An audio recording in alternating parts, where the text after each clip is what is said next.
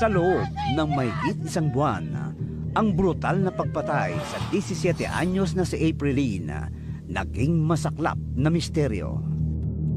Pero sa di naasahan, isang babae ang lumutang sa tanggapan ng pulisya. Dala ang mabigat na sikretong matagal niyang kinimkim. Yung nag-show up po yung witness namin na according sa kanya, isa daw po siya sa nakakita sa insidente, sir. Nakita ko po kung sino pumatay at gumahasa kay Aprilline. Sa puntong ito, natukoy na ang krimeng sinapit ni Aprilline ay may kaugnayan sa pagsapi nito sa fraternity. Yan! Magsasaya tayo ngayon! Base sa sinumpang salaysay ng witness, dakong alas 10 ng gabi noong May 26, 2011, magkasama sila ni Aprilline sa isang inuman. Naroon din ang mga lalaking nagre-recruit sa kanila sa fraternity. Nang gabi na yan, sir, nagyayaan daw sila na magtagay. Dito ka na bang sumali sa grupo? Pero, teka lang. Tagayin muna, tagayin. At saka initiation nila doon sa fraternity. Ano ang vision ng kapatiran? Dakong alas 12 ng gabi, nagtungo na raw ang grupo sa isang kubo sa Mount Luho, Barangay Balabag. Doon umano isasagawa ang initiation rites para sa mga bagong papasok sa fraternity. Ano? Naka na ba? Opo, Master! Ilang saglit pa, nag-umpisa na raw ang hazing para sa mga papasok sa fraternity. Unang sumalang sa pagsubok ang mga kalalakihan. Master! Ano? Naka na ba? Opo, Master! Nooy natakot raw si Aprilline sa ginawang pagpapahirap sa mga lalaking neophytes. Di po, Master! Bigyan mo pa, Master! Hindi daw masakit eh. Bigyan mo, Master! Kaya pa? Kaya pa, Master! Base pa sa salaysay ng testigo, iba ang naging hazing pagdating sa kanilang mga kababaihan. Go! Sa pagsalang ni Aprilline, Hirap! O sarap! Sarap, Master! According po sa witness, yung biktima is willing na pumasok doon sa fraternity. So yung napili ng bata, sir, is yung sarap daw. sa puntong yun, agad raw dinala ang frat leader sa labas ng kubo si Aprilline. Pero ang dalaga, di lubos na batid ang mangyayari. Siguro, every member ng fraternity is titikim sa kanya, sir.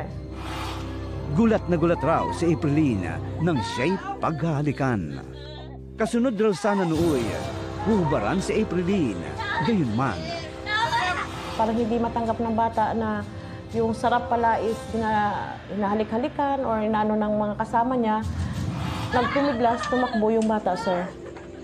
Nung nahuli, siguro nagpupumiglas yung bata, pinukpok po ng bato sa ulo, sir. Maaring yung bata is nawala ng malay, sir, nung pagpukpok sa ulo. sa puntong yun, pinagtulungan na raw buhatin ng mga frat members ang biktima. Dinala raw ng grupo sa kuweba ang walang malay na si Aprilline. Before nila pinasok sa kuweba, according doon sa witness, doon yata nila ginahasa la yung bata, sir. Ikaw naman! Hindi pa raw doon natapos ang kalbaryo ng dalaga. Ang tomboy na kasama ng grupo, ang siya pang nagtusok ng barbecue stick sa maselang bahagi ng biktima. Matapos yun, Tinabunan ng bato from ulo hanggang tuhod, hindi napasama yung paa. dahil sa salaysay ng witness, naging suspect sa krimen ang mga miyembro ng fraternity na kinilalang sina Joseph Onate, ang tumatayong leader ng fraternity, at Rodel Helito. Bukod sa kanila, damay rin ang 4 na lalaking batid lamang ang mga alias. Sila ay sina alias Nonoy, alias Tiklo, alias Jeloy, at alias JR. Ang tomboy na sinasabing sangkot sa krimen ay di naman natukoy ang pangalan.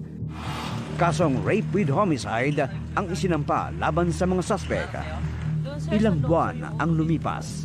Lumabas ang warrant of arrest laban sa mga akusado. Dahil dito, noong 8 ng Nobyembre taong 2012, nahuli ng mga kawani ng CIDG ang mga suspect na sina Joseph Onate at Rodel Helito. Sa presinto, mariin nilang itinanggi ang kaso. Wala pong admission, sir. Ayaw talaga umamit. Dinideny ng mga suspect, sir, yung insidente na yun, sir. Sa kasalukuyan ay nakakulong na sa BJMP Kalibo Aklan ang mga suspect na sila Joseph Onate at Rodel Helito. Para sa patas na pamamahayag, sinubukan naming kunin ang kanilang panig, subalit tumanggi na silang kumarap sa amin. Samantala, hanggang sa kasalukuyan, patuloy pa rin ang pagluluksa ng mga kapamilya ni Aprilyn. Pakiramdam kasi nila, bagamat may nahuli ng mga suspect, nananatili pa rin mailap ang hustisya. Hanggang hindi pa yung madakip yung iba, dapat yung dalawa ngayon magsasabi na ba kung sila talaga. Ang sabi kasi nila sa akin, hindi daw sila ang gumawa sa anak ko. Kaya sabi ko, dapat tulungan niyo ako. Kung hindi kayo, bakit hindi niyo sasabihin ang totoo? Sige ako, mahanap ako kung sino ang tutulong sa akin na kailangan. Kung sino ba yung taong nakakaalam at saka sabihin yung totoo na nangyari sa anak ko para mabigyan ng hustisya ba yung anak ko? Magbayad na ba yung may kasalanan? Mabigat ang mensahe na nais iparating ni Aling Heidi sa mga taong pumaslang sa kanyang mahal na anak.